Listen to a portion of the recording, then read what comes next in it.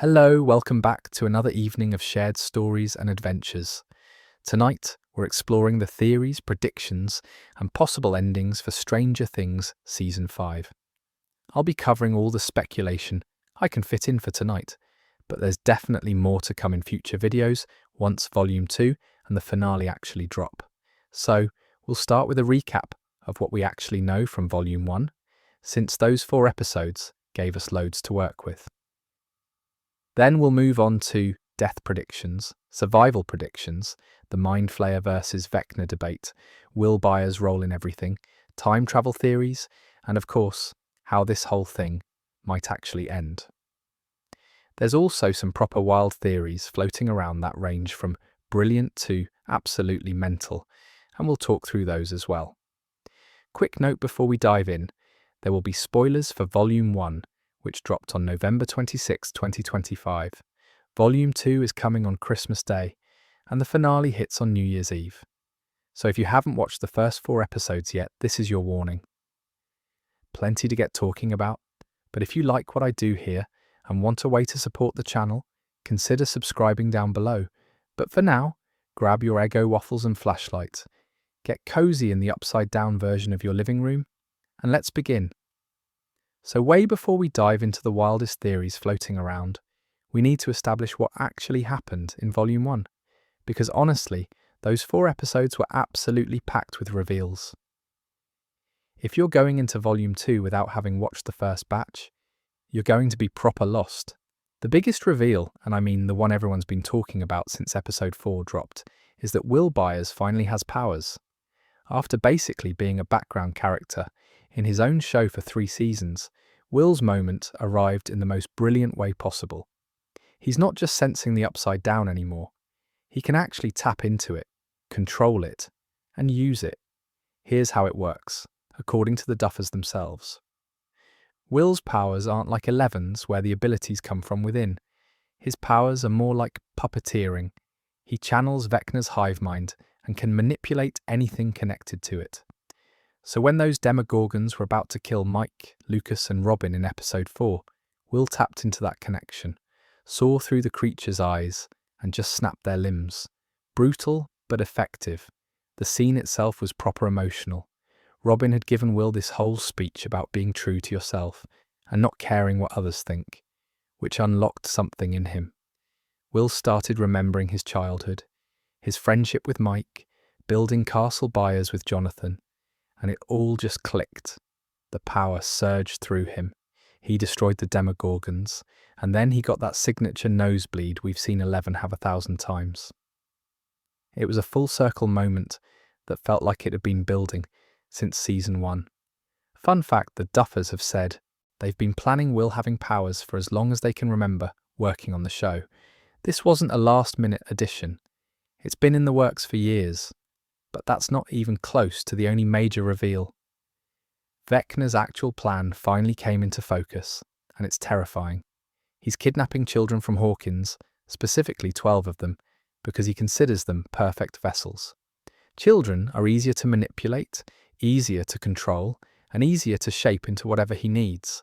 Holly Wheeler was taken in a properly traumatic scene where a Demogorgon broke into the Wheeler house and attacked both Karen and Ted. Karen got slashed across the body, Ted got thrown through a wall, and Holly was dragged into the Upside Down. She's currently trapped in Vecna's mind palace, where he's created this fake sense of safety for her.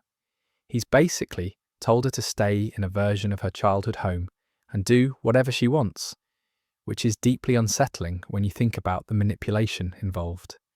And here's where it gets even more interesting. Max is alive.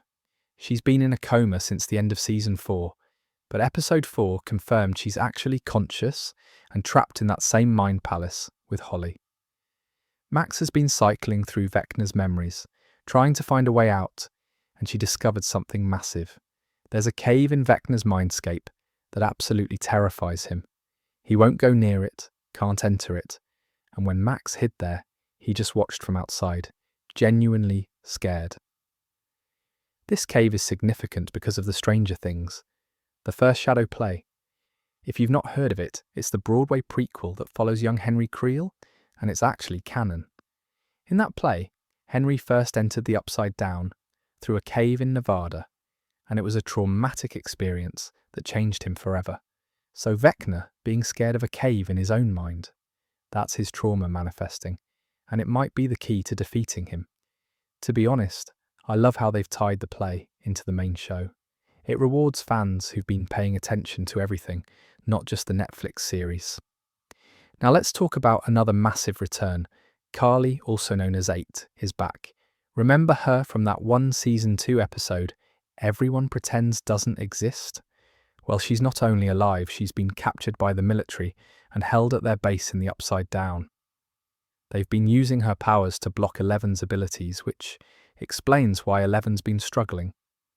According to the Duffers, they brought Carly back not just to tie up a loose thread, but because she's actually essential to how Eleven's story wraps up. We'll see her reunion with Eleven in Volume 2, and apparently it's going to be emotional. The military subplot itself is quite dark. Hawkins is under full quarantine with the Mac Z base, which everyone's calling the Big Mac, serving as the command center. Dr. K, played by Linda Hamilton, is leading the operation, and she's got one goal: find 11. She's single-minded about it, treats her subordinates like they're insignificant unless they bring her results, and doesn't care about anything else happening around her. Linda Hamilton described her character as someone who won't be shaken from her mission, no matter what cataclysmic events unfold. The military's been conducting experiments on upside-down creatures, which went about as well as you'd expect. The creatures broke free during a massive attack sequence at the end of episode 4, leading to one of the biggest action set pieces the show's ever done. Demogorgons everywhere, soldiers getting slaughtered, and then Vecna himself walked through the gate in this properly menacing entrance that the Duffers said was inspired by Darth Vader's scene in Rogue One. And speaking of Vecna, there was this brief moment where he locked eyes with Joyce Byers. Just a quick glance, but nothing in Stranger Things is accidental. Fans are theorizing this might be significant, possibly tied to Vecna's obsession with the Byers family. He took Will in Season 1, possessed him in Season 2, and now he's directly acknowledging Joyce. There's something there. One more thing worth mentioning. The pacing of these 4 episodes was relentless. Episode 1 opened with a flashback to young Will getting taken, giving us details we never had before. Episode 2 had what Ross Duffer called the craziest cold open they've ever done. And episode 4 ended on that massive cliffhanger with Will's powers, Vecna's appearance, and everything going absolutely mental at once.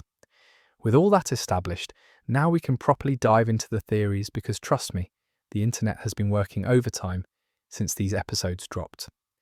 Let's start with the biggest question everyone's asking. Who's actually going to die in these last 4 episodes? Let's talk about death. I know, cheerful topic for a bedtime story, but if you've watched Stranger Things, you know the Duffers aren't afraid to rip our hearts out. We've lost Barb, Bob, Billy, and Eddie. Each death hit harder than the last, and with this being the finale, the stakes have never been higher.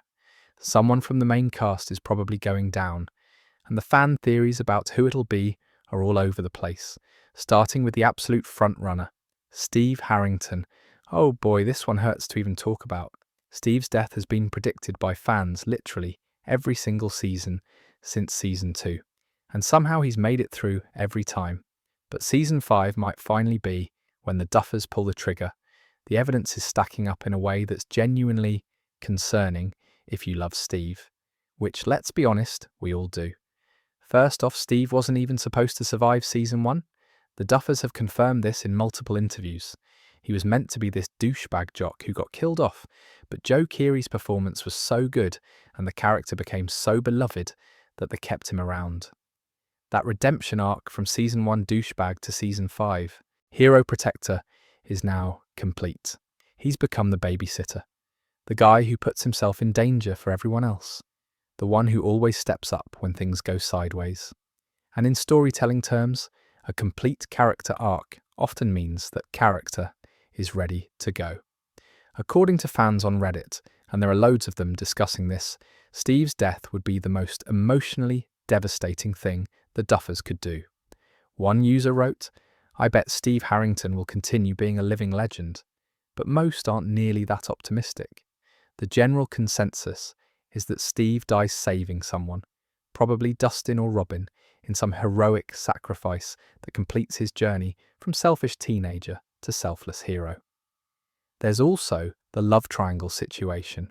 Steve, Nancy and Jonathan have been in this weird will they won't they dynamic for seasons now. Steve's death would close that triangle in a definitive way, allowing Nancy and Jonathan to move forward without that hanging question. It's narratively clean, which is exactly the kind of thing the Duffers would do. Fun fact, there's a fan video on YouTube that's been circulating that basically depicts Steve's hypothetical death scene, and it's got millions of views. Fans are preparing themselves emotionally, which might be the saddest thing about all this. The trailer analysis doesn't help Steve's case either. He's notably absent from several key scenes, and when he does appear, he's in situations that look properly dangerous. Fans have been combing through every frame, and the evidence isn't encouraging. I mean, think about it. Steve's character has become this protector figure. Protectors die. That's how these stories work. It's tragic, it's emotional, and it would absolutely wreck the audience, which is precisely why it feels so likely. Then there's Will Byers, and this one's complicated. Will's story is the heart of Stranger Things. The entire series began with his disappearance on November 6, 1983. Everything that's happened since then has been connected to that one event. Now in the final season, we're approaching the 5-year anniversary of that night, and Will's connection to Vecna and the Upside Down has never been stronger.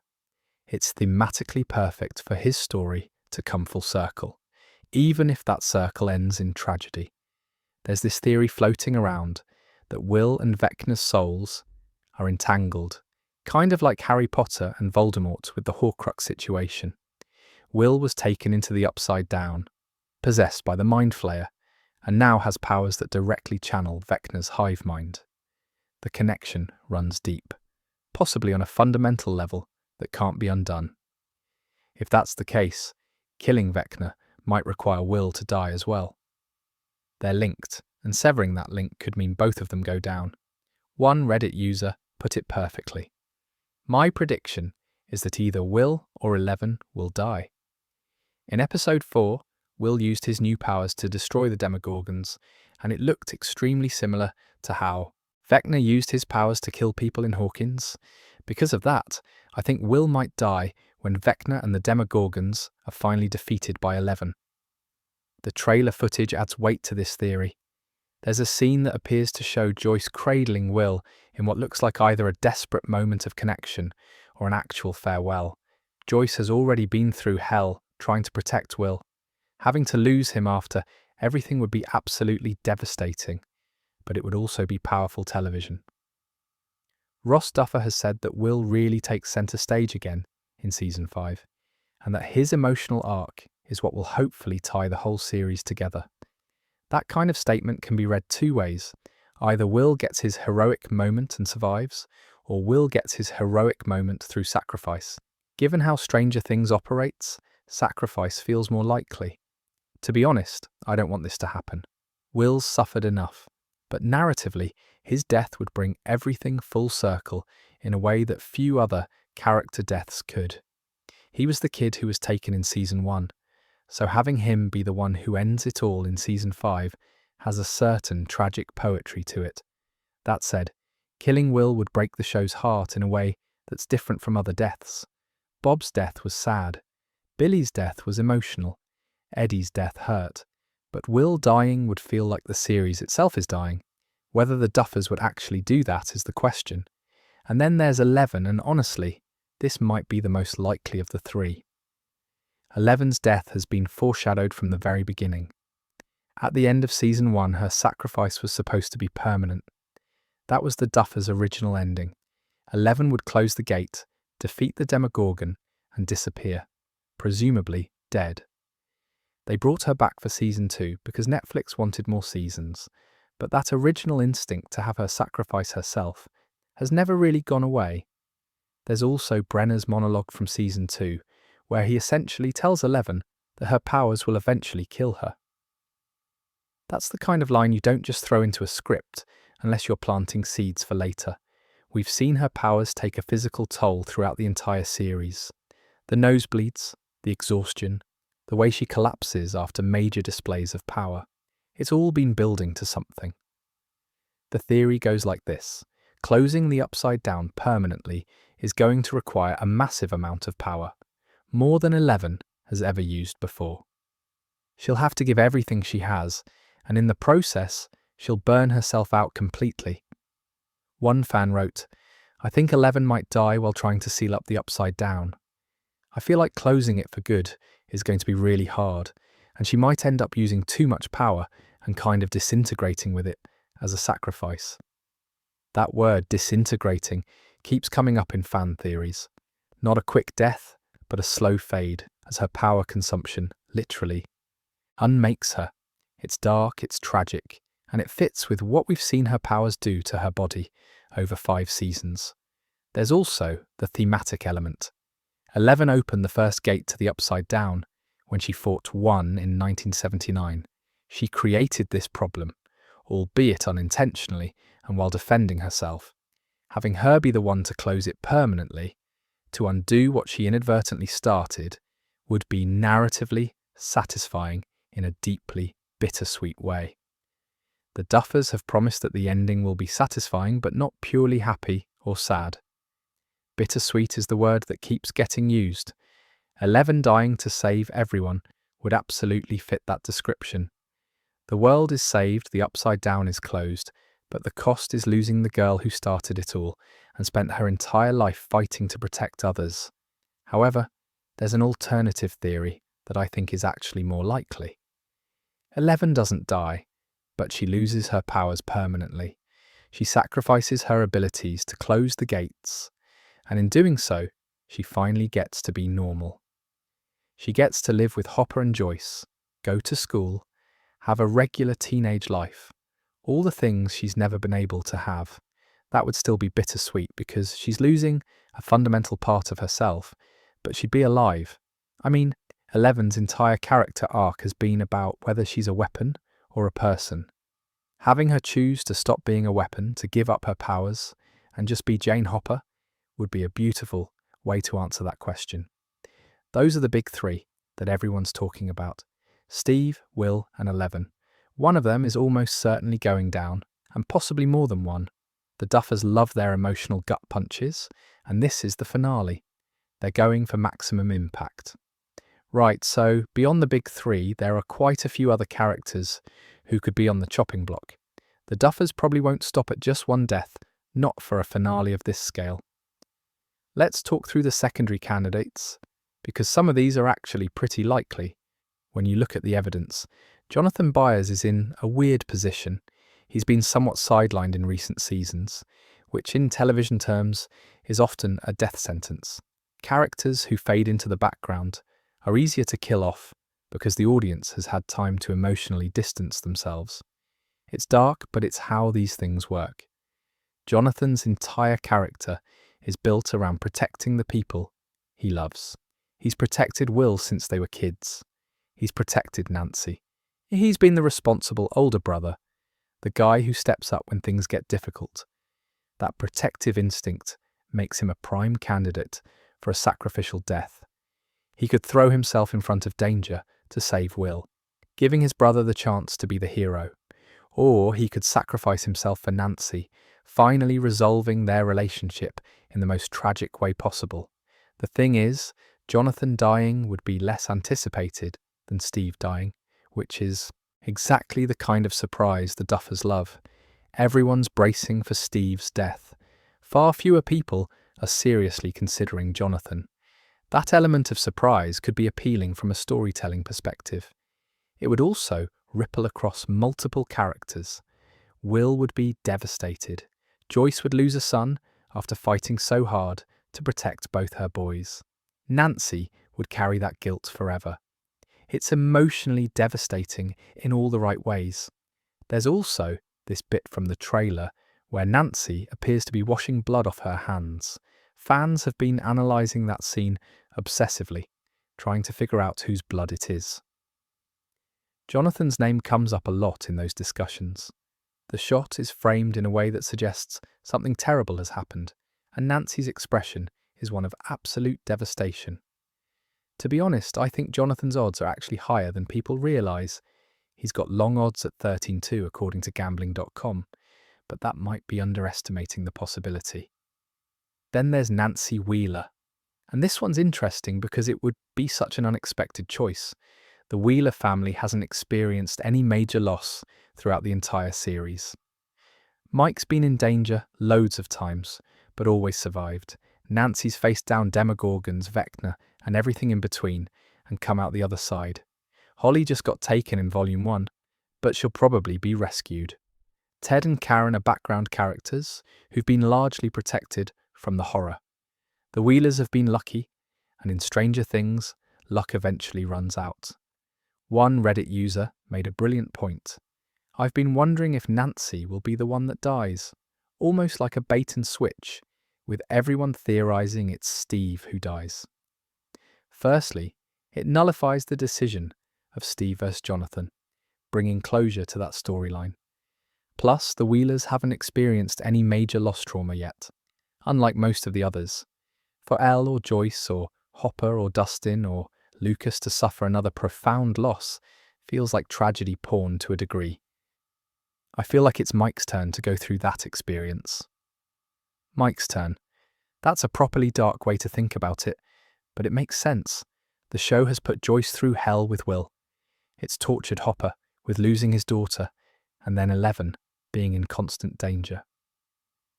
Dustin lost Eddie. Lucas nearly lost Max and is still dealing with her coma. Mike's been the emotional anchor who hasn't had to face that level of personal loss. Nancy dying would shatter him in a way that would fundamentally change his character.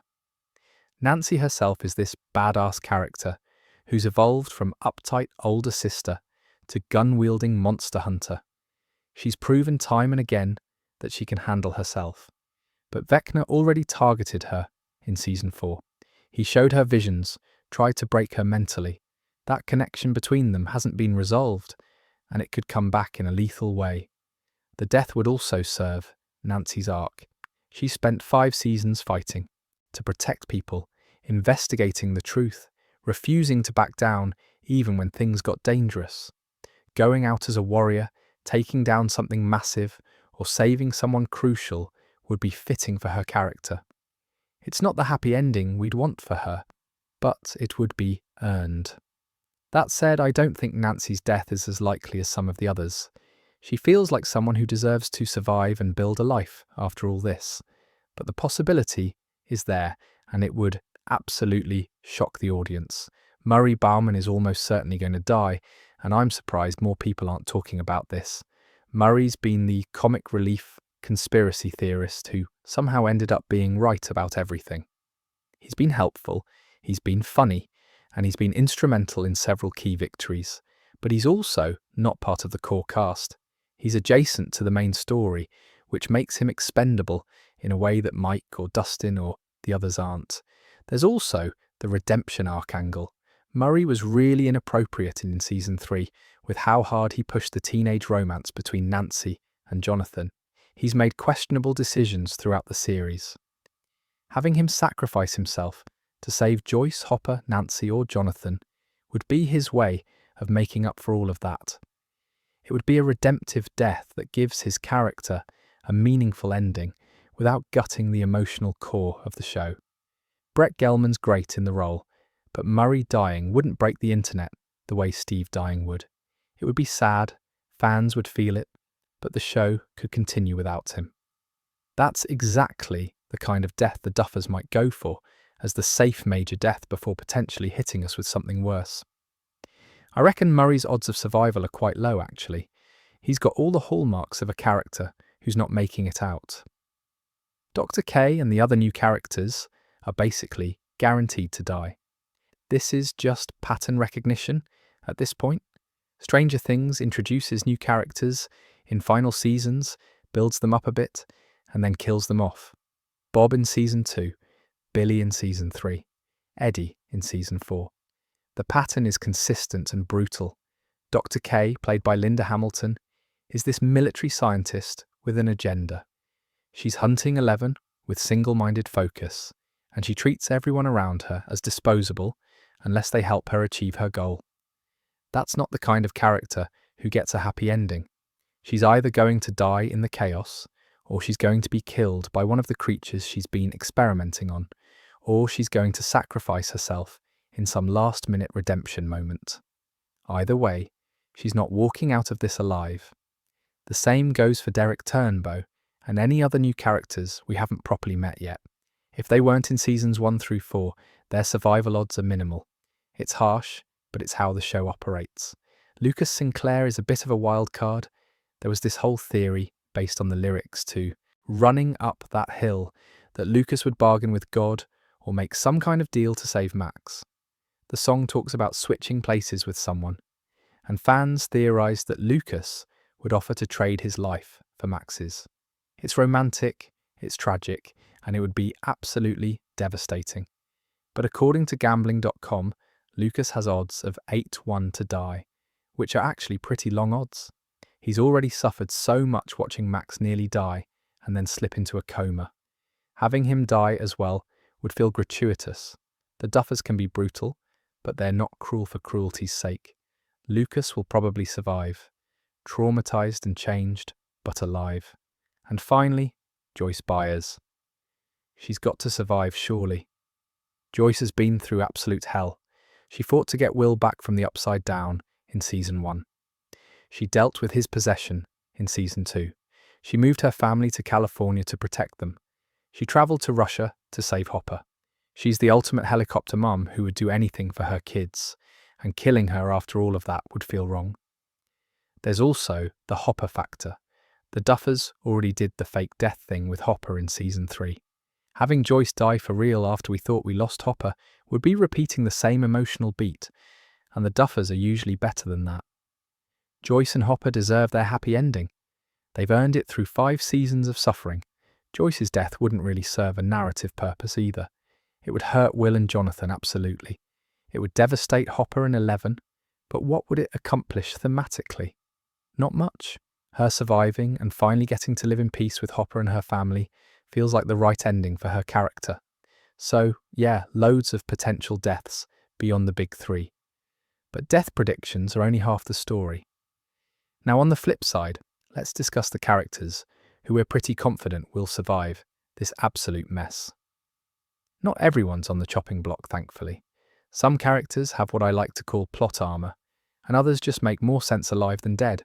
Starting with Dustin Henderson, who is absolutely untouchable. If Dustin dies, we riot. That's not hyperbole. That's a genuine statement about what would happen in the fandom. Dustin has been the emotional heart of Stranger Things since the beginning. He's the comic relief, the D&D expert, the kid with the brilliant ideas who somehow always ends up in the most dangerous situations.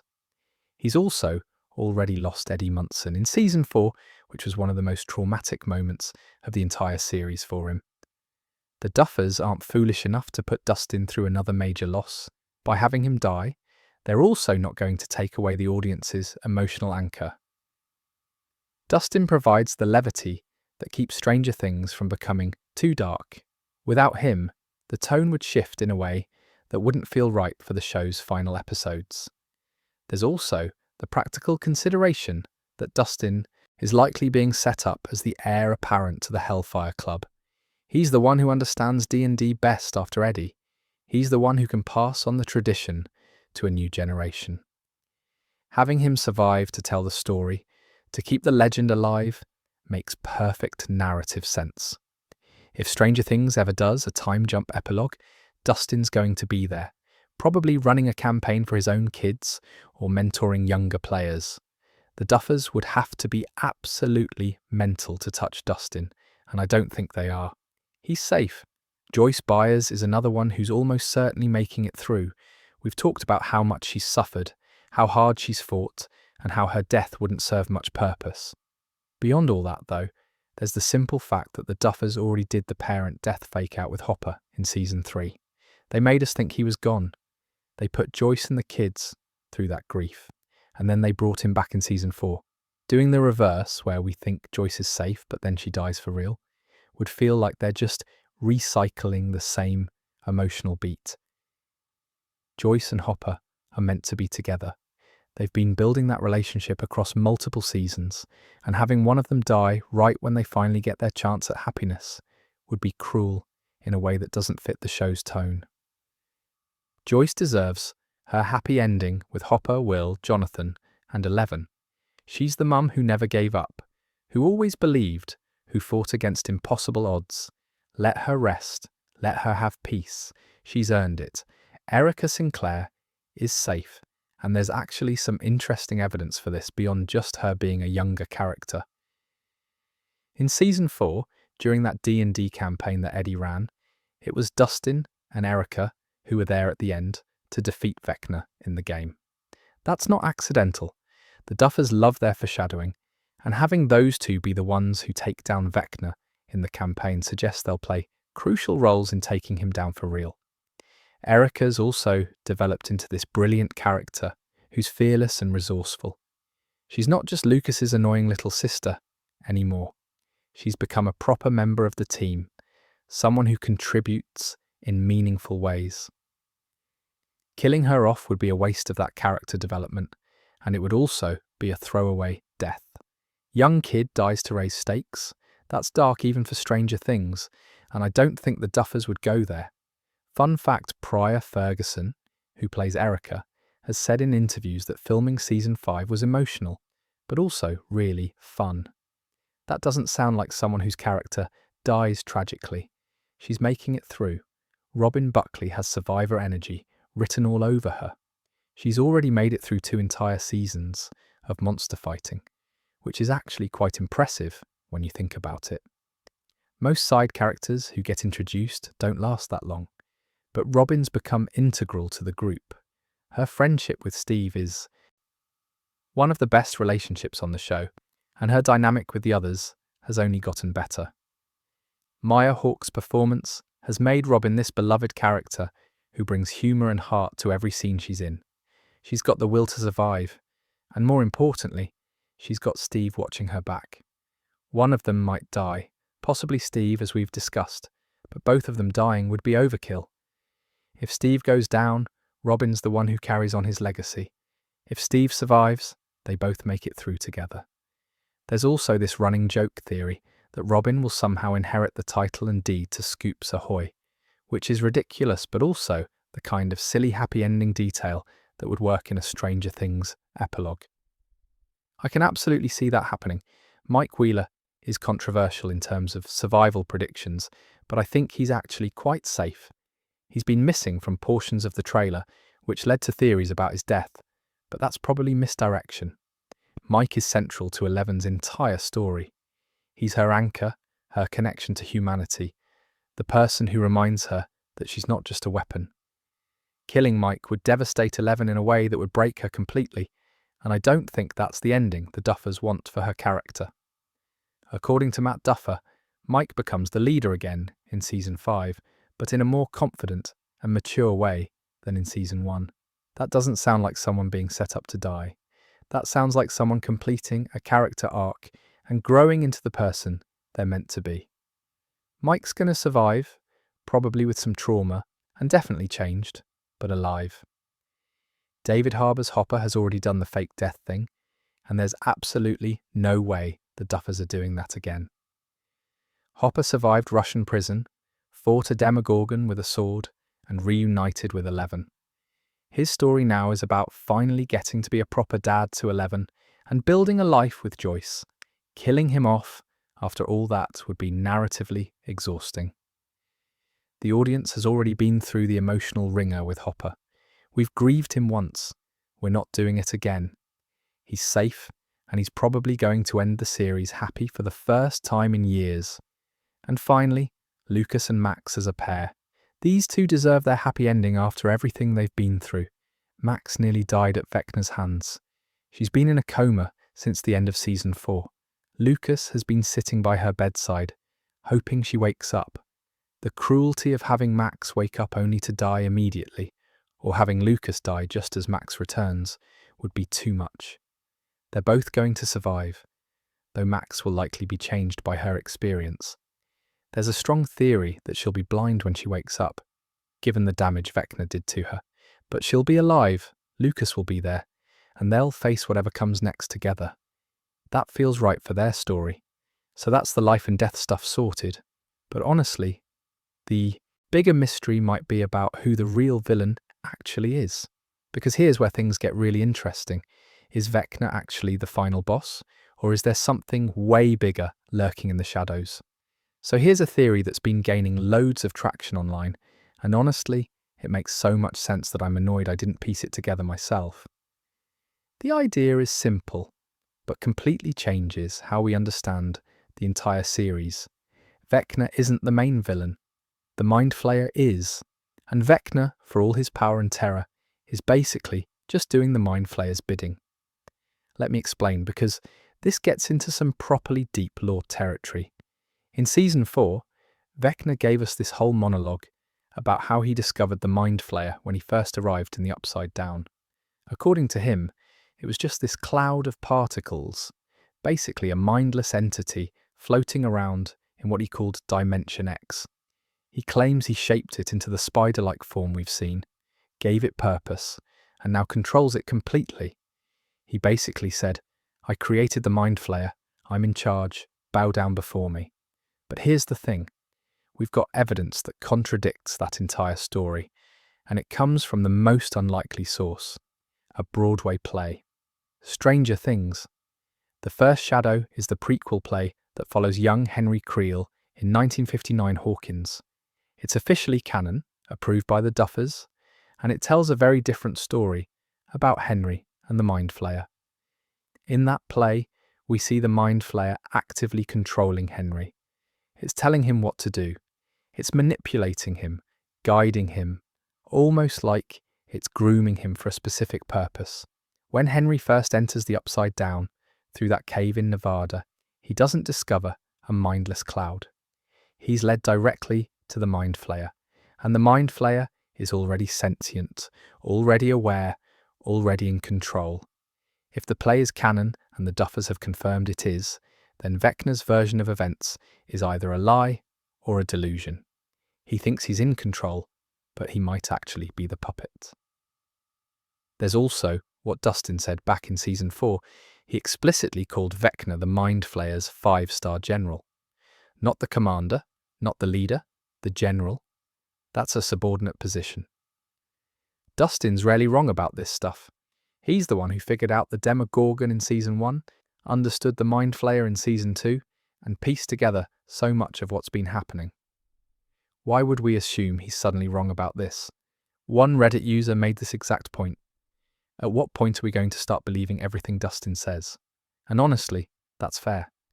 Dustin's track record is pretty much perfect when it comes to understanding how the Upside Down works. The power dynamic between Vecna and the Mind Flayer has always been ambiguous. The show's deliberately unclear about who's really calling the shots. When Will was possessed in Season 2, we all assumed it was the Mind Flayer acting on its own. But Season 4 revealed that Vecna was already in the Upside Down at that point, so was he controlling the Mind Flayer then? Or was the Mind Flayer controlling him? According to the show itself, the relationship is extremely ambiguous. That's not accidental vagueness. That's intentional mystery being saved for the final reveal. Matt Duffer himself has said that the question of who's really in charge will be answered in the final episode.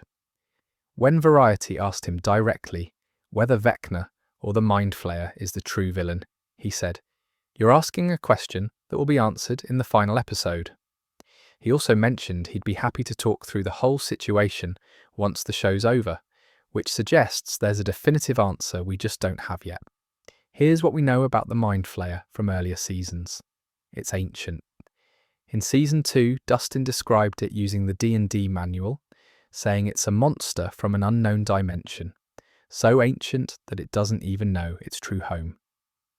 That description suggests the Mind Flayer predates everything else in the story. It's not something Vecna could have created because it existed long before Vecna arrived. The Mind Flayer's original form, in Dimension X, before Vecna claims to have shaped it, is still a mystery. We've only seen the spider shape, which may or may not be Vecna's design, but if the Mind Flayer was powerful enough to corrupt Henry Creel as a child, transport him to another dimension, and fundamentally change who he was, how could that same entity be mindless? How could something with that level of power and intent be just particles waiting to be given purpose? It doesn't add up, which is why so many fans think Vecna's been lying to himself. He believes he's in control because that belief is part of the Mind Flayer's manipulation. He thinks he shaped the spider, but maybe the spider shaped itself and let Vecna think it was his idea. He thinks he's the master, but he's actually the most useful tool the Mind Flayer has ever found. There are counter-arguments to this theory, and they're worth considering. The scene in Season 4 where Vecna shapes the Mind Flayer is pretty explicit. We see him manipulating the particles, forming them into the spider shape, seemingly bending them to his will. It's not subtle. It's a clear visual statement that Vecna is in control. Some fans argue that the first shadow play, while canon, might be showing us an earlier version of the Mind Flayer that Vecna later overpowered. Maybe young Henry was controlled by it, but adult Vecna, with all his power and rage, managed to turn the tables and become the master. That would explain both the play and the season, for reveal without contradicting either one.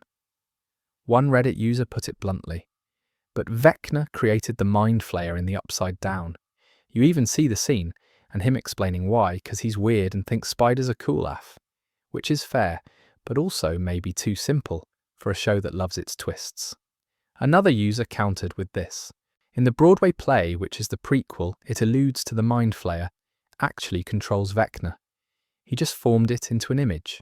Also think Will has been dead or controlled since Season 1, and we will see Vecna playing everyone. The debate's been raging online for months, and there's no consensus. Some fans are absolutely convinced Vecna's in charge. Others are equally certain the Mind Flayer is pulling the strings. The evidence exists for both interpretations, which is probably exactly what the Duffers wanted. Fun fact, in Dungeons & Dragons lore, which Stranger Things draws heavily from, Mind Flayers and Vecna are separate entities with different power levels and domains. Vecna is a lich, an undead wizard who achieved godhood. Mind Flayers are a species of psychic parasites who enslave other creatures. They operate in fundamentally different ways. If the show's following that law even loosely, having the Mind Flayer control Vecna would actually make more sense than the reverse.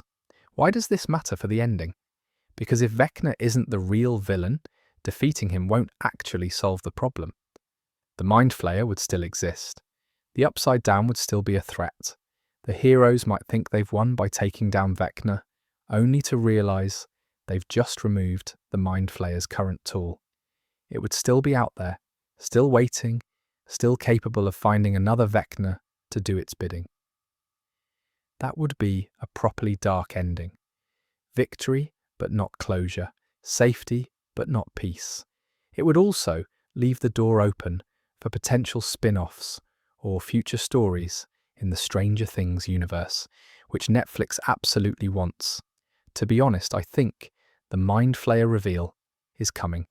Everything points to it. The ambiguous power dynamic, the first shadow play, Dustin's statement, the Duffers' refusal to give a straight answer. They're building to something, and that something is probably the revelation that we've been focused on the wrong villain this entire time. Whether it's Vecna or the Mind Flayer pulling the strings, one thing's for certain, someone's going down hard in that final battle. But let's talk about the character who might actually be the key to defeating either one of them. Will Byers. After basically being a background character in his own show for 3 bloody seasons, he's finally getting his proper moment in the spotlight, and it's been a long time coming. We've already covered what happened in episode 4 when Will's powers manifested, but let's dive deeper into what this means for the ending, and why Will might be the most important character in these final episodes. The actual scene where Will unlocks his powers is brilliantly constructed. He's in the tunnels with Robin, Mike and Lucas. Demogorgons are closing in, about to kill them all, and Will is frozen in fear.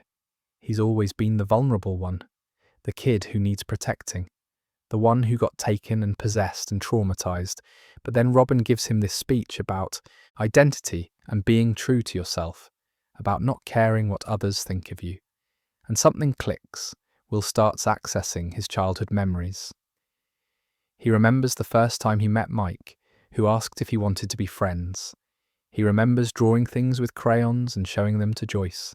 He remembers building castle byres with Jonathan in the woods near their home. All these moments of love and acceptance, all these reminders of who he really is beneath the trauma and fear. And that's when the power surges through him. He sees through the Demogorgon's eyes. He feels their connection to the hive mind. And then, with this upward hand gesture that's become iconic in the few weeks since the episode dropped, he snaps their limbs. All of them. Just breaks them apart from the inside, killing them instantly. Then he gets that nosebleed we've seen Eleven have 1,000 times, wipes it away with his sleeve, and stares into the distance with this look of purpose and determination. It's a full circle moment that's been building since season 1. Now here's how Will's powers actually work, according to the Duffers themselves. They're fundamentally different from Eleven's powers, which is important to understand. Eleven's abilities come from within. She was experimented on at Hawkins' lab, given these powers through whatever Brenner did to her and the other children. Her telekinesis, her ability to open gates, her psychic abilities, they're all internal. They're part of her. Will's powers aren't like that at all. Ross Duffer explained it perfectly in an interview with Variety. He said Will is able to channel these powers from Vecna and use it, sort of puppeteering. Matt Duffer added, he got it because he got hooked into the hive mind. He taps into the hive mind and then he can manipulate anything within the hive. So Will isn't generating power on his own. He's accessing Vecna's power, borrowing it, using the connection that was created when he was taken back in 1983. He's like a hacker who's found a backdoor into a system. As long as he's near the hive mind, he can tap into it and control whatever's connected to it. Demogorgons, Demobats, Vines, potentially even Vecna himself. The Duffers also said, you'll see how far he can take it as you continue to watch. But that's how he's able to manipulate the monster. Which suggests we haven't seen the full extent of what Will can do. Episode 4 was just the beginning. Volume 2 is probably going to show him exploring these abilities, testing their limits, figuring out exactly how much control he has. But here's where it gets complicated and potentially tragic. Will's powers only work because of his connection to Vecna and the Upside Down. That connection was forged when he was kidnapped, strengthened when he was possessed in Season 2, and apparently never fully severed. He's been sensing the Upside Down ever since, feeling its presence through that connection. Now he can actively use that connection as a weapon, but the connection itself is the problem. There's this theory that's been circulating, and it's got a lot of weight behind it.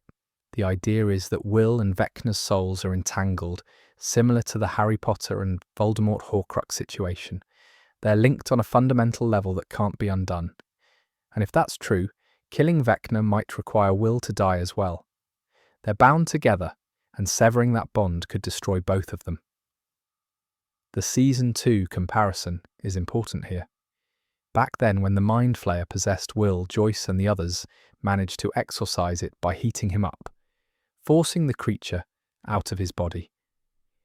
It was difficult and traumatic, but they did it, and Will survived relatively intact. But this situation feels different. This isn't possession. This is connection on a deeper level, woven into who Will is now. The Mind Flayer was a foreign entity they could expel. The hive-mind connection is part of Will's fundamental being. One fan on Reddit put it perfectly. This was a roadblock the party found themselves stuck at in Season 2, when the Mind Flayer took over Will. While they could easily extract the Mind Flayer from Will's body then, chances are Stranger Things isn't going to play that same card again. Will may have to give his own life to be the hero he's always wanted to be. That last line hits hard. Will spent 5 seasons being the victim, the one who needs saving, the kid everyone's protecting. He's felt weak, vulnerable, different. Now he finally has power, finally has the ability to fight back and protect others. But the cost of using that power to its fullest extent might be his own life. Ross Duffer has said that Will's emotional arc is what will hopefully tie the whole series together. That's a massive statement. Not Eleven's arc, even though she's been the main character. Not Mike's arc, even though he's been the heart of the group. Will's arc, the kid who was taken in the very first episode, whose disappearance started everything, is apparently the key to ending it all. Fun fact, Noah Schnapp has said in interviews that filming his final scenes was incredibly emotional. Now that could mean emotional because the show is ending, or it could mean emotional because Will's story ends tragically. We won't know until we see it, but the fact that he specifically mentioned his final scenes being emotional is noteworthy. The 5-year anniversary element adds another layer to this. It's now fall 1987 in the show's timeline. Will disappeared on November 6th, 1983. That's almost exactly 5 years. The whole series is coming full circle, returning to that inciting incident that kicked everything off. Having Will be the one who ends it, either through sacrifice or through using his unique connection to save everyone, would be thematically perfect. To be honest, I don't want Will to die. He's suffered enough. He deserves to grow up, to be happy, to live a normal life without the shadow of the upside down hanging over him. But narratively, his death would bring everything together in a way that few other endings could. He was the kid who was taken, so having him be the one who ends it all makes a certain tragic sense. There's also an alternative where Will survives but is fundamentally changed. Maybe he has to stay connected to the upside down in some way to keep the gates closed. Maybe he becomes a guardian, living between worlds, unable to return to normal life, but keeping everyone else safe. That would still be bittersweet, still be a sacrifice, but it would let him live. The intersection with Will's sexuality arc is also worth noting. Ross Duffer mentioned that Will's journey in Season 5 isn't just about sexuality, it's about Will coming into his own as a young man. Robin's speech about being true to yourself and not caring what others think was specifically what unlocked his powers. There's this beautiful thematic resonance where accepting himself, embracing who he truly is what gives him strength. It's not subtle, but it doesn't need to be. It's powerful and meaningful, and it elevates what could have been just a cool power reveal into something that says something important about identity and self-acceptance. Will's story has always been the heart of Stranger Things, even when the show seemed to forget about him for stretches. Everything that's happened, every monster that's appeared, every gate that's opened, it all traces back to that night in November 1983 when Will Byers disappeared. Now in the final episodes, his story is finally taking centre stage again, and whatever happens to him, it's going to define how we remember this entire series. But Will's not the only character with powers who's crucial to this ending. Let's talk about 11 and her reunion with someone we haven't seen since Season 2. Remember Carly from that one episode, everyone likes to pretend doesn't exist? Well, she's back, and she might actually be the key to everything. For those who've blocked Season 2, Episode 7 from their memories, here's a quick recap. Carly, also known as 8, was another child from the Hawkins lab experiments. She bonded with 11 when they were both young, and unlike 11's telekinetic powers, Carly's abilities are all about illusions. She can make people see things that aren't there, experience their worst fears, hallucinate whatever she wants them to see. It's psychological warfare as a superpower, and it's properly terrifying when you think about the implications. That episode was divisive, to put it mildly. Lots of fans hated it because it took 11 away from Hawkins right when the main story was heating up. It felt like a detour, a side quest that interrupted the narrative flow.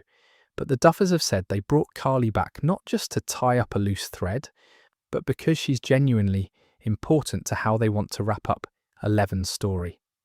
In Volume 1, we discovered that Carly's been captured by the military and held at the Maxi base in the Upside Down. They've been using her illusion powers to block Eleven's abilities, which explains why Eleven's been struggling to access her full strength.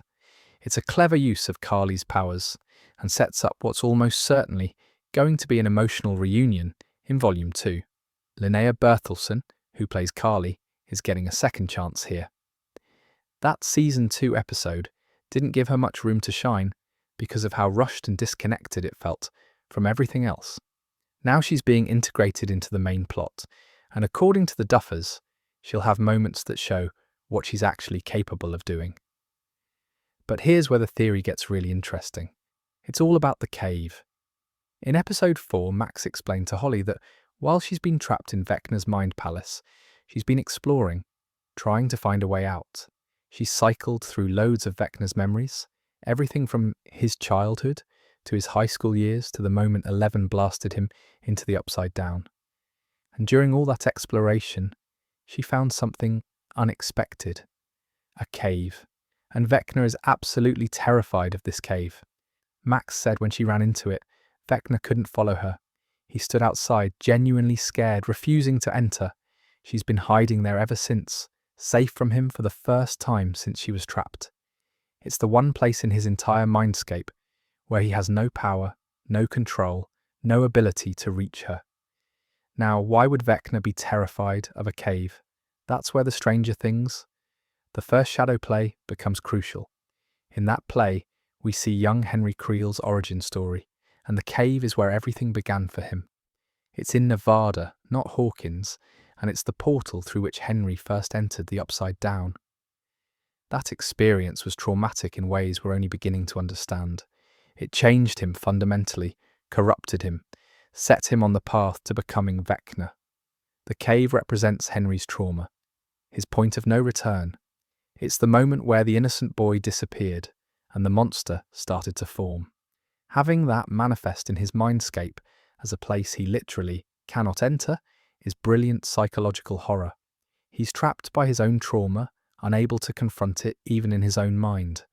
So how does Carly fit into this? Her powers create illusions based on people's fears and memories. She can make you see whatever terrifies you most. And now we know what terrifies Vecna. The cave, the origin point of all his power and all his pain. The theory goes like this.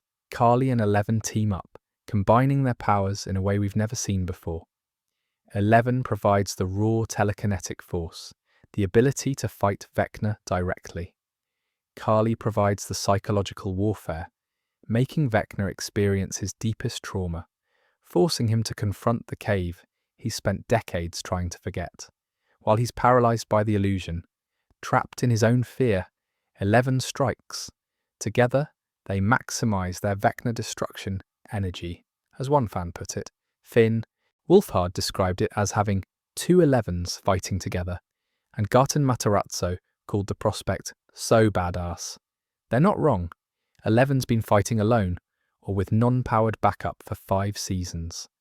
Having another person with actual abilities, someone who understands what it's like to have powers and be experimented on, changes the dynamic completely.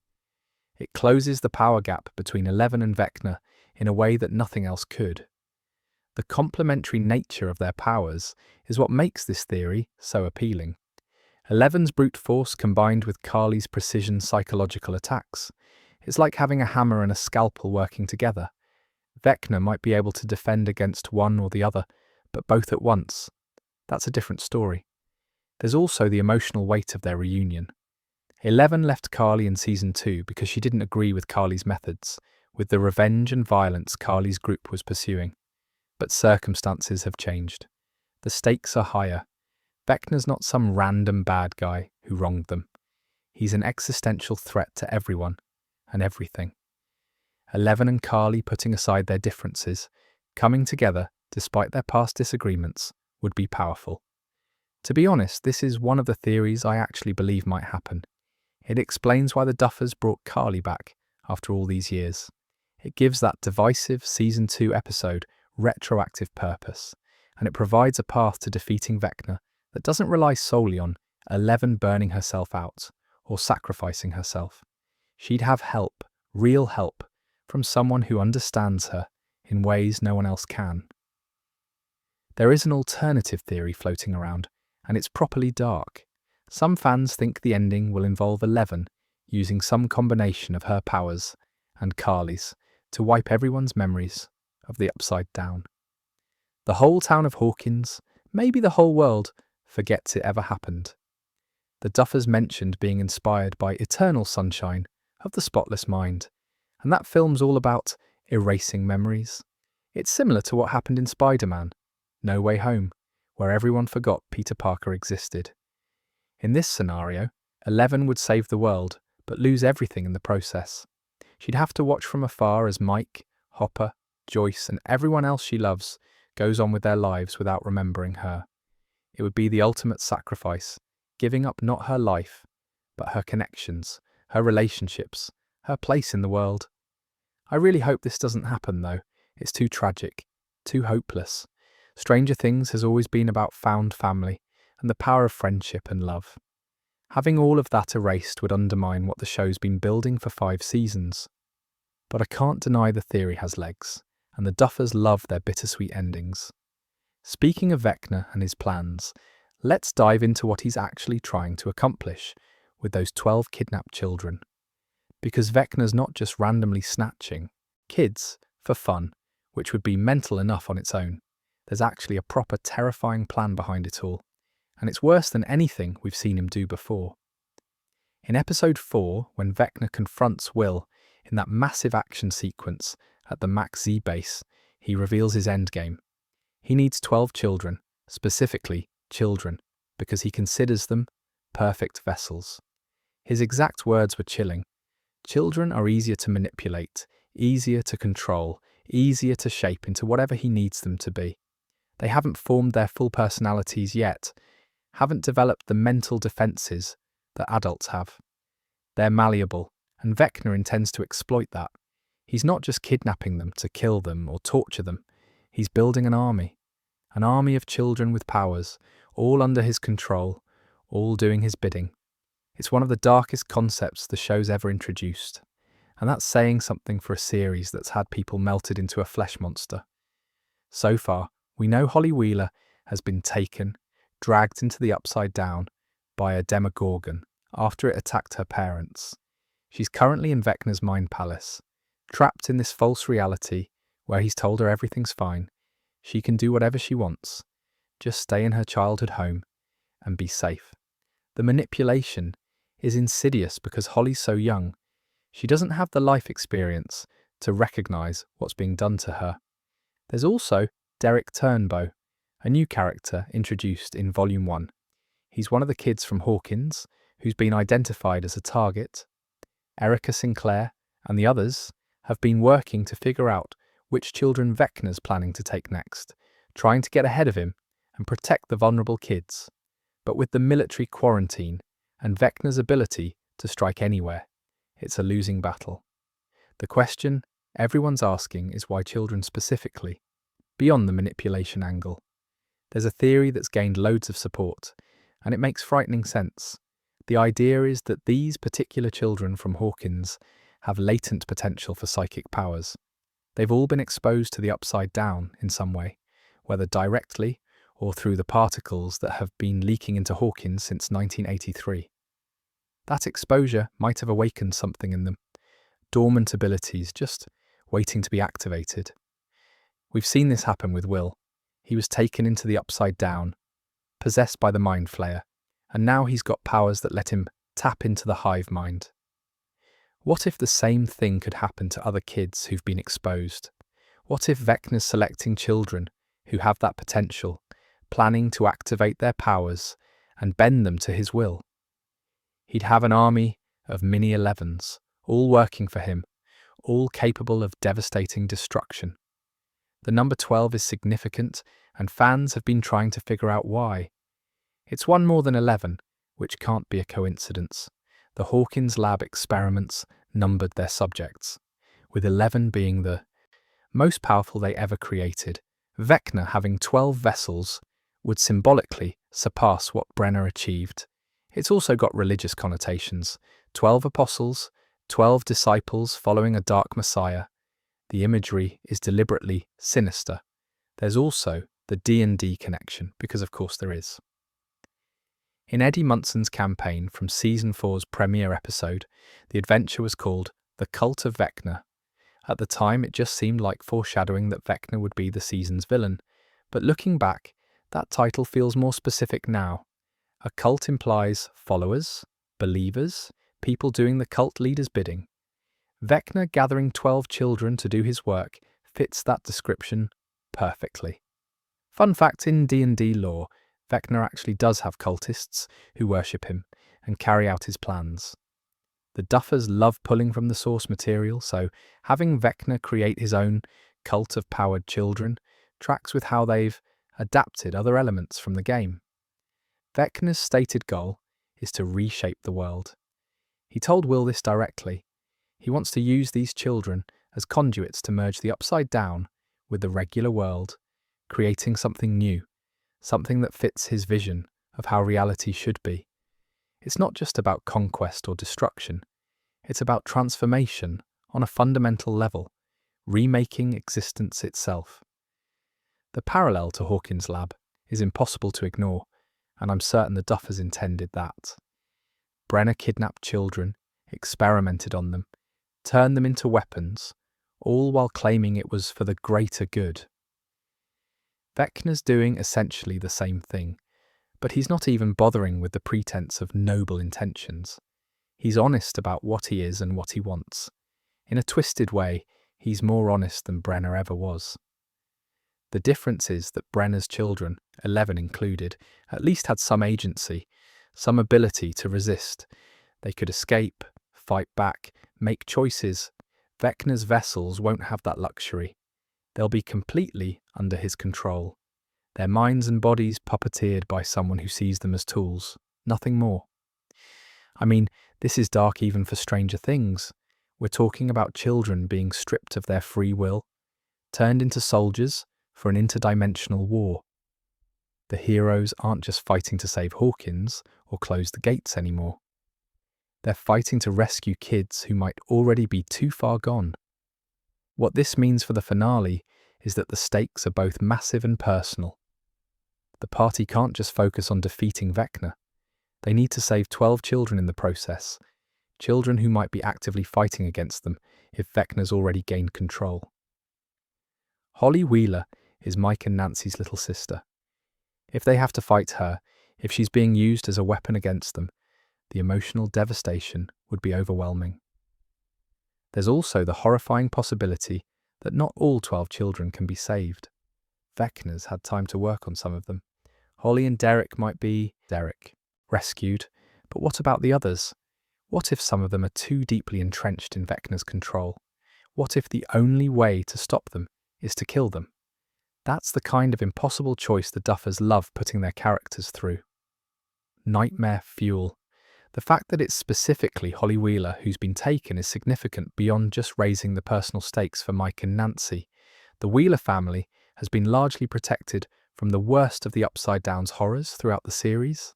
They've been adjacent to it, aware of it, but not directly victimized by it in the way other families have. Now that immunity's gone. Holly's trapped, Karen's been injured, Ted's been thrown through a wall. The Wheelers are finally being forced to confront what everyone else has been living with for years. 12 children with powers under Vecna's control. That's nightmare fuel right there. The stakes have never been higher, and the heroes have never faced anything quite like this before. But there's another massive theory that could change everything we think we know about the timeline and how this all started. Right, buckle up for this one, because the time travel theory is proper wild and yet surprisingly plausible when you actually look at the evidence. The foundation of this theory rests on something Nancy discovered back in Season 4. The Upside Down is frozen in time, specifically frozen on November 6th, 1983. That's the exact day Will Byers was taken. When Nancy, Steve, Eddie and Robin found themselves trapped in the Upside Down, Nancy went to her room and found her diary, but the last entry was from that specific date, nothing after. The upside-down version of Hawkins hasn't progressed beyond that single moment. At the time, this felt like an interesting detail, maybe a clue about how the dimensions work. But now, with Volume 1 behind us and the finale approaching, fans are looking at that frozen moment very differently, because the current timeline in the show is full 1987. That's almost exactly 5 years since Will disappeared. 5 years since everything began. The Duffers have repeatedly said that Season 5 is bringing everything full circle, that it's going back to Season 1, that connections will be made that tie the entire series together. A 5-year anniversary isn't just a nice round number, it's thematically significant.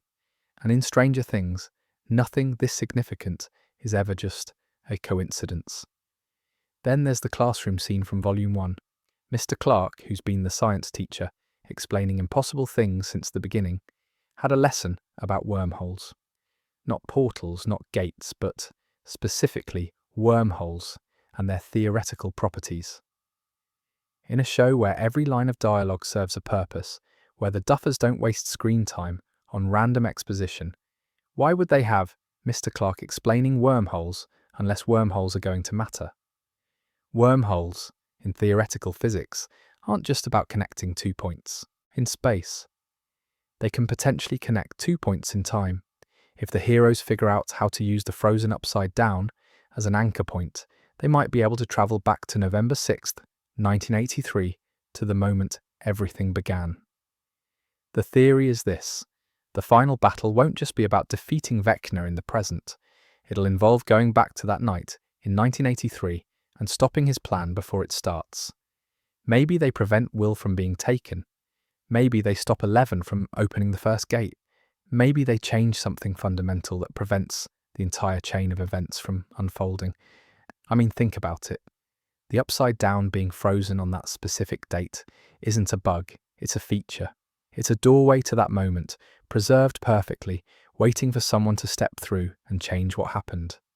The heroes have spent 5 seasons reacting to Vecna's moves, always one step behind, always trying to clean up the mess after it's already been made. Time travel would let them get ahead of him for once, to be proactive instead of reactive. The comparison everyone's making is to Avengers, Endgame, and honestly, it's a fair comparison. Both are finales to massive stories that have been building for years. Both deal with undoing catastrophic events. Both have this finale of an era energy that makes big swings feel justified. Endgame used time travel to revisit key moments from the entire MCU, bringing back characters and locations we hadn't seen in years. Stranger Things doing something similar, taking us back to Season 1, to the Byers' house, with the Christmas lights, to Will in the Upside Down, would be emotionally devastating in the best way. It would also allow for some proper emotional moments that wouldn't otherwise be possible. Characters who've died could appear. Bob could be there. Barb could show up. Even Eddie, if the time travel spans multiple moments, not brought back to life permanently, but present in these pivotal scenes, giving the audience and the characters a chance to see them again. The emotional payoff would be massive. But here's the thing. Time travel in storytelling is risky. It can feel like a cheat, like you're undoing all the stakes and consequences that made the story meaningful. If they can just go back and fix everything, why did any of the previous seasons matter? Why did we watch people suffer and die if it's all going to be reset? The Duffers are smart enough to know this, which is why I think if they do use time travel, it'll come with a cost. Maybe they can change some things, but not others. Maybe attempting to change the past creates a paradox or a split timeline. Maybe someone has to stay in the past to ensure the changes stick, sacrificing their future.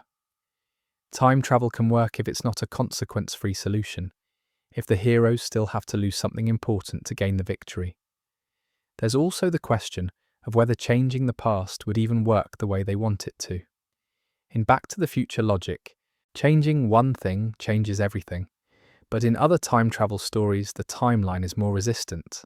Maybe they go back, stop Vecna's plan, but the Upside Down finds another way through.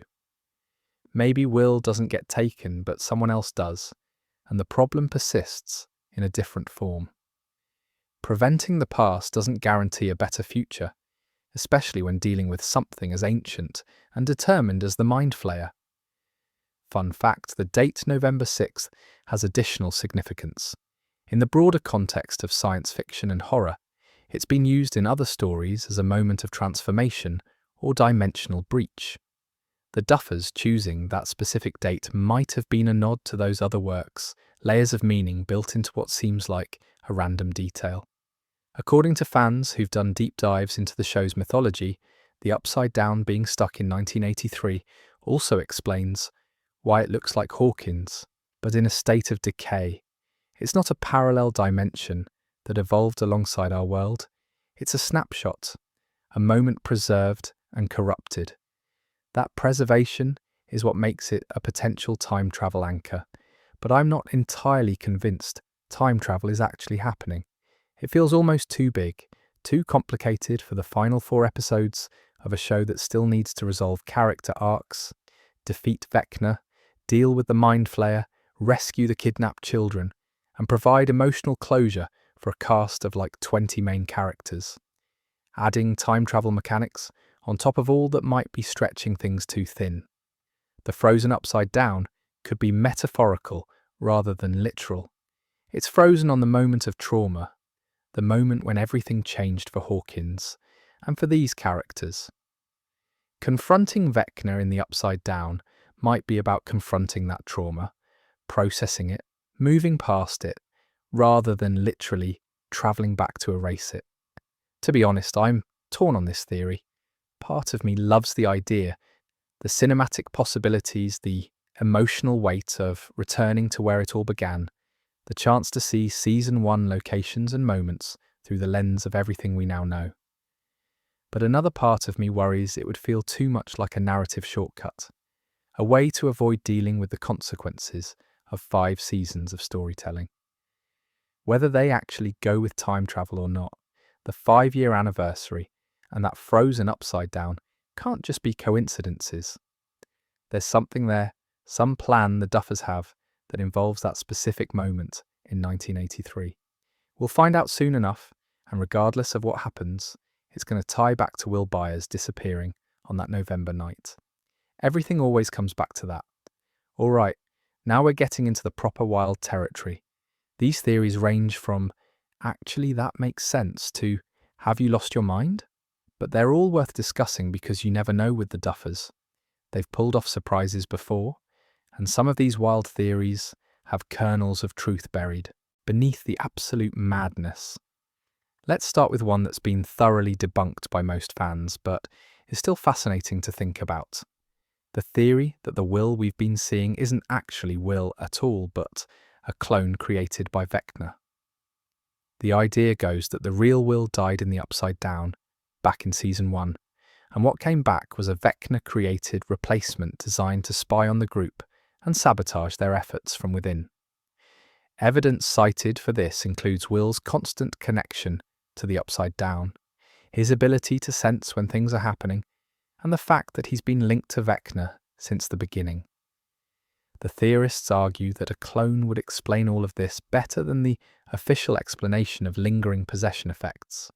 But here's why this doesn't work. Will's behaviour has been entirely consistent with who he's always been. He's shown genuine fear, real trauma, authentic emotions. If he was sabotaging the group, he's done a terrible job of it because he's actually been helpful loads of times. He warned them about the Mind Flayer in Season 2. He's been trying to protect people, not endanger them. A Vecna clone would have been way more effective at causing problems. Also, this theory would completely cheapen 5 seasons of character development. Everything we've watched Will go through, all his struggles with identity and trauma and feeling different, would be rendered meaningless if he's just been a fake this whole time. The Duffers wouldn't do that to Noah Schnapp or to the audience. It's too cruel and too unsatisfying narratively. I don't buy it, but I understand why people latched onto it. The idea of a hidden betrayal, of one of the core characters secretly being the enemy, has dramatic appeal. Then there's the absolutely mental theory that Will and Eleven are secret twins. Fraternal twins separated at birth, with Will being adopted by Joyce to cover up a miscarriage in her troubled marriage with Lonnie. According to this theory, Terry Ives somehow got involved with Henry Creel during her time in Brenner's experiments, got pregnant with twins, and Brenner separated them to see how their powers developed in different environments. The evidence? Both Will and Eleven have powers. Both have connections to the Upside Down. The timeline theoretically works if you squint hard enough and ignore several established facts. Will's history of feeling different, of not quite fitting in, could be explained by him having latent abilities all along. But this is bonkers even by Stranger Things standards. It's soap opera level twist territory, the kind of reveal that would make people throw things at their televisions. There's been no setup for this. Joyce's pregnancy with Will is well documented. We've seen photos of her visibly pregnant. We know Lonnie is Will's biological father, awful as he is. The timeline doesn't actually work when you look at it closely. One Reddit user summed it up perfectly. This is mental, even by Stranger Things standards, and they're right. It's taking two characters with superficial similarities and constructing an elaborate backstory that requires ignoring or retconning huge amounts of established lore. Here's one I'd actually love to see happen, even though it absolutely won't. Steve gets powers. The idea is that everyone in Hawkins has been exposed to the Upside Down at this point. The particles are everywhere. What if that exposure awakens latent abilities in people, not just children? What if Steve, after years of fighting monsters and being in close proximity to the Upside Down, suddenly manifests telekinesis or super strength or something? Steve becoming a powered hero in the final battle would be brilliant. It would give him an edge in the fight, provide a massive surprise moment, and let him be even more of a badass than he already is. Imagine Steve with 11-level abilities, unstoppable. But there's been absolutely no foreshadowing for this. No hints, no setup, no indication that Steve's changing in any way. If the Duffers wanted to give him powers, they would have planted seeds earlier. The fact that they haven't means it's not happening. I'd love to be wrong about this one, though. Karen Wheeler as a secret hero is actually somewhat plausible after Volume 1. Cara Buono's role has expanded significantly. She got attacked by a Demogorgon and survived, which is no small feat. She's been more present in the story, more involved in what's happening. There's this theory that Karen has a hidden past, that she knows more than she's let on, that she might have her own connection to the supernatural events. The evidence is mostly circumstantial, but it's there. Her reactions to things sometimes seem a bit too measured, like she's already processed what's happening rather than being shocked by it. Her protective instincts toward her children are fierce in a way that suggests she understands the danger on a deeper level. And narratively, having a parent character step up in a major way would be satisfying. This one I kind of believe, actually. Not that Karen's secretly been involved all along, but that she'll have a properly heroic moment in the finale. She's earned it. Ted Wheeler staying completely clueless throughout everything is the most believable theory on this entire list. Ted has somehow remained oblivious to interdimensional monsters, government conspiracies, and supernatural occurrences despite living in the epicenter of all of it. He'll survive the finale purely through ignorance and luck, possibly while complaining about his chicken being cold or the TV channels being wrong. This is 100% happening. Peak Ted Wheeler energy. The Barb return theory comes up every single season without fail. Barb's been dead since season 1. We saw her corpse in the Upside Down. She's gone. But fans refuse to let her go, and every season there's a new theory about how she might come back. Maybe time travel brings her back. Maybe she's been alive in the Upside Down this whole time. Maybe she's a ghost. She's not coming back, folks. The Duffers have said as much in interviews. Barb's death was tragic and felt unfair because that's how death works sometimes. Bringing her back would undermine that, but I get why people want it. Shannon Purser's performance made Barb beloved in her limited screen time, and justice for Barb became a whole movement. Probably not happening, but wouldn't it be something if it did?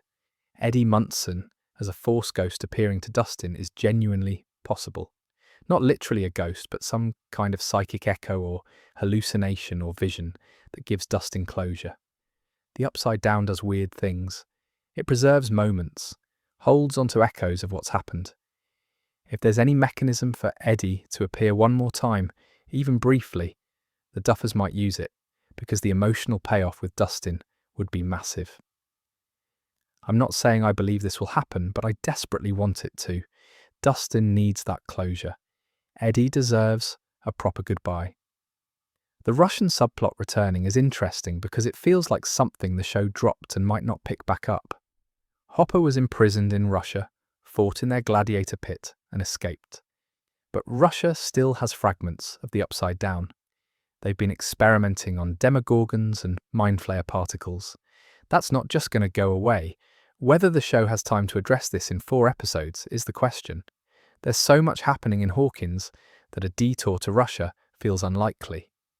But the loose thread is there, and it could complicate things if Russia decides to weaponize what they've learned.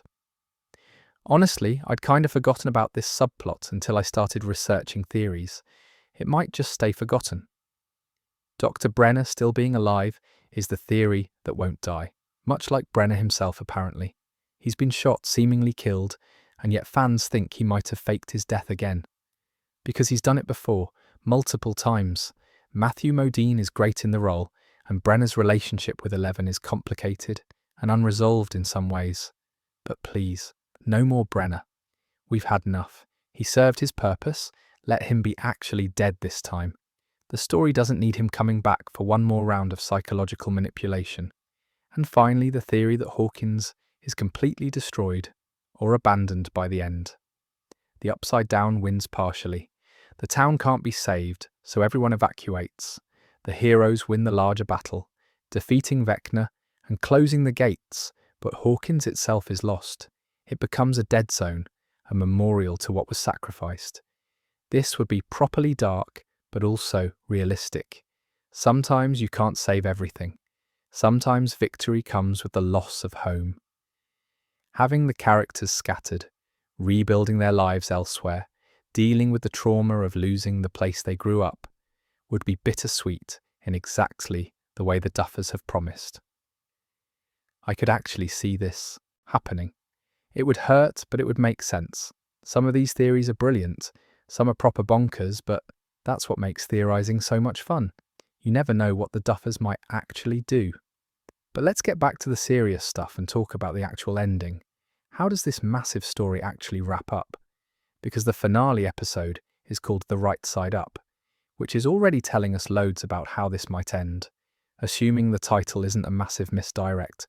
So let's break down what we know and what we can reasonably predict about how Stranger Things is going to conclude after 5 seasons of building to this moment. The episode title itself is significant. The Right Side Up is a direct mirror of The Upside Down, bringing us full circle from the very first season. It implies some kind of reversal, a transformation, a correction of what's been wrong. It's not defeating Vecna or the final battle or something straightforward like that. It's the right side up, which suggests the ending isn't just about destroying the villain, but about fundamentally changing the nature of the conflict. One theory that's gained proper traction is that the title is literal. 11, possibly with help from Carly, Will, and the others, doesn't just close the Upside Down. She transforms it. She takes this dark, corrupted dimension and remakes it into something good, something safe. The Upside Down becomes the right side up, a paradise instead of a nightmare. It's Vecna's power used for creation instead of destruction, the ultimate redemption of what he corrupted. This theory has some beautiful implications. It would mean the Upside Down doesn't have to be destroyed or sealed away. It becomes a place where people could potentially live, a new realm of possibility, some characters who've been changed by their experiences there. like Will with his powers, or 11 with her connection to it, might choose to stay and build something new. It's radical and optimistic in a way that feels almost too good to be true, which is exactly why some fans love it and others think it's too idealistic. Then there's the more straightforward interpretation. The right side up simply means our world, Earth, reality, as it should be, without the upside down bleeding into it. The heroes succeed in sealing the gates permanently, severing the connection between dimensions and restoring normalcy. The right side up wins. The upside down is locked away forever. Vecna trapped inside, unable to ever threaten anyone again. This ending would require sacrifice almost certainly. Someone has to stay behind to maintain the seal or to ensure it holds. The theory that's been circulating most persistently is that Hopper, 11, and possibly Mike volunteer to remain in the Upside Down as guardians. They can't return to the normal world, but they're alive, they're together, and they're protecting everyone else. It's bittersweet in exactly the way the Duffers have promised. The world is saved, but the cost is separation from loved ones. I mean, think about it. Joyce losing Hopper again after just getting him back. Will and Jonathan losing 11, who's become part of their family. Dustin, Lucas, and the others losing Mike. That would be devastating, but also meaningful. These characters choosing to sacrifice their normal lives to keep everyone else safe would be heroic and heartbreaking. There's also the theory that 11 becomes a guardian figure, but alone. She stays in the Upside Down or in some liminal space between dimensions, serving as a gatekeeper who ensures Vecna and the Mind Flayer can never escape. She loses her powers in the process, or maybe she retains them but can never use them for anything except this one eternal task. She becomes like a mythological figure, the girl who saved the world and now watches over it from outside. This would give 11 the ending, where she's no longer a weapon, but she's also not free. She's chosen her purpose, defined her own role, but that role means she can't have the normal teenage life she's always wanted. It's tragic, but also empowering in a way. She's not being used anymore. She's choosing this. To be honest, I really hope this doesn't happen. 11 deserves better. She deserves to live with Hopper and Joyce, to go to school, to be a normal kid for once in her life, but I can't deny it would be thematically fitting. The memory wipe ending keeps coming up in discussions, and while I've said I don't want it, I should acknowledge why people think it's possible. The Duffers mentioned being inspired by Eternal Sunshine of the Spotless Mind, which is all about erasing memories. If 11 uses her powers and Carly's abilities to make everyone forget the Upside Down ever existed, it would remove the threat in a way that closing gates might not. If no one remembers it, if no one knows to look for it or try to access it, then maybe it truly can't come back. But 11 would remember. She'd be the only one who knows what happened, what was sacrificed, who died. She'd have to live among people who don't remember her or what she did. That's a special kind of hell, and it feels too cruel for this show. The happy ending with cost theory is probably the most realistic. Vecna gets defeated. The Mind Flayer is dealt with, either destroyed or sealed away. The gates close. Hawkins survives, but the cost includes multiple deaths. Probably Steve, possibly Will, or others. Max wakes up but is changed, likely blind and traumatized. The town recovers, but slowly. Scars remain, both physical and psychological. Characters move on with their lives, but they're fundamentally altered by what they've been through. Some leave Hawkins, unable to stay in a place with so many bad memories. Others stay and rebuild. Years pass, shown in an epilogue, and we see them as adults still dealing with the aftermath, but finding happiness where they can. This feels like the ending the Duffers are actually building toward, not purely tragic, not unrealistically happy, but earned and bittersweet. The heroes win, but victory has a price, and they'll spend the rest of their lives processing what they went through and who they lost along the way. The theatrical release adds weight to all of this.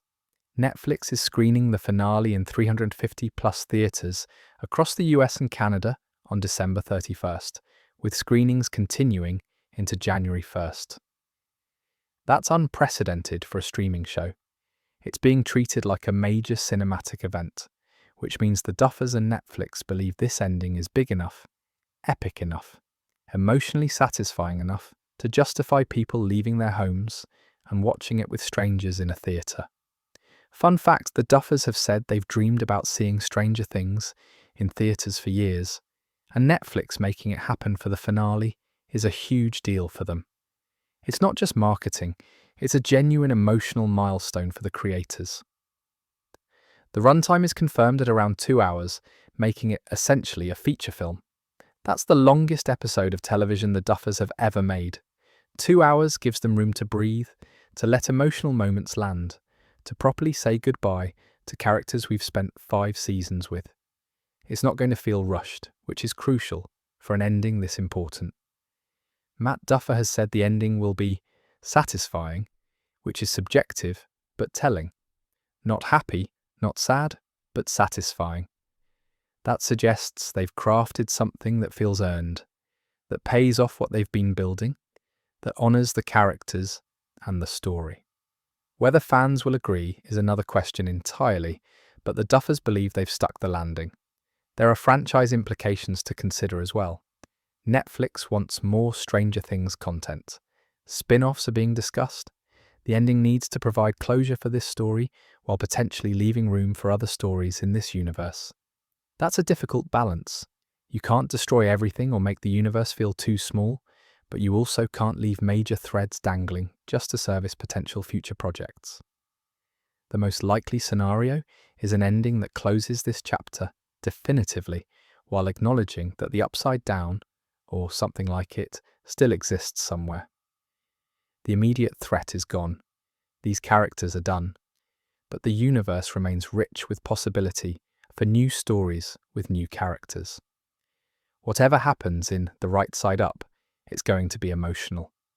The Duffers have been building to this moment for nearly a decade, and everything's riding on these final 2 hours. Before we get to my personal predictions, let's talk about the practical side of things. How these last 4 episodes are structured across the Christmas and New Year releases, because the pacing and timing actually matter quite a bit. Volume 2 drops on December 25th, Christmas Day. 3 episodes, episodes 5, 6 and 7. You'll be opening presents, eating too much food, dealing with family, and then sitting down to watch Stranger Things, while everyone else is probably doing the exact same thing. It's brilliant counter-programming, actually. Netflix knows what they're doing. Ross Duffer's already revealed some details about the early episodes. Episode 1 was the most eventful of the entire series, which tracks given how much happened with Will's powers and the massive battle sequence. Episode 2 has what he called the craziest cold open they've ever done. If you remember, Stranger Things cold opens are usually pretty significant. They set the tone, introduce new elements, or reveal crucial information. Whatever happens at the start of episode 2 must be properly mental if it's their craziest one yet. Based on Volume 1's pacing, we can expect Volume 2 to continue building tension. The middle 3 episodes will likely focus on Carly and Eleven reuniting, Will exploring the limits of his powers, the rescue attempts for the trapped children, and Max trying to escape Vecna's mind palace. There'll probably be another major action sequence, more reveals about the Mind Flayer's true nature, and a massive cliffhanger leading into the finale. That cliffhanger is going to be brutal. We'll have a full week between December 25th and December 31st to sit with whatever they leave us with. A week of theories, panic and anticipation. It's marketing genius, but it's also going to be torture for fans. Then the finale arrives on New Year's Eve. One standalone episode, roughly 2 hours long, essentially a feature film. You can watch it at home on Netflix at 8 p.m. EST, or you can go to one of the 350 plus theatres screening it, starting at 5 p.m. PT. The theatrical option continues through January 1st, giving people flexibility in how they want to experience the ending. I'm going to be honest, this week between Volume 2 and the finale is going to be absolute chaos online. Social media will be nothing but Stranger Things theories and speculation. Everyone will be losing their minds trying to figure out how it ends. It's going to be exhausting and brilliant in equal measure. 3 episodes on Christmas, then a week-long wait for that massive finale. Honestly, the Duffers are proper sadists for making us wait like this, but I respect the strategy. So with all these theories and structure laid out, what do I actually think is going to happen? Right? After going through all of this research, all these theories, and probably spending too much time on Reddit, here's what I personally think we're going to see. And I'm probably wrong about most of it, but that's half the fun, isn't it? Steve Harrington dies. This hurts to predict, but I think it's happening. He goes out protecting someone, probably Dustin or Robin, in some heroic sacrifice that completes his arc from selfish teenager to selfless hero. It'll be devastating, and the internet will collectively lose its mind, but it'll also be the kind of earned emotional moment the Duffers excel at. Creating.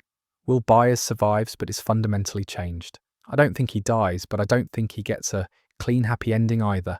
His connection to the Upside Down remains in some form. Maybe he has to stay close to it to keep the gates sealed, or maybe his powers are permanent, and he has to learn to live with them.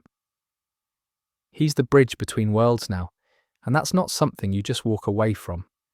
11 loses her powers, but keeps her life. She sacrifices her abilities to close the Upside Down permanently, which means she finally gets to be normal. She gets to live with Hopper and Joyce, go to school, be a regular teenager. It's what she's always wanted, but there'll be a part of her that misses what she could do, who she was. The Mind Flayer is revealed as the true villain in the final episode. Vecna gets defeated, but the bigger threat is exposed. It won't be fully resolved because that would require more than 4 episodes, but the reveal happens and it recontextualizes everything we've watched. Max wakes up changed. She returns from her coma, but the experience has altered her. Likely blind, definitely traumatized, but alive and with Lucas by her side. They'll face whatever comes next together. The ending is bittersweet with a time jump epilogue. Some deaths, lots of trauma, but Hawkins survives. Years pass and we see the characters as adults, still processing what happened but finding moments of happiness. It's not a purely happy ending, but it's hopeful. They made it through, and that counts for something.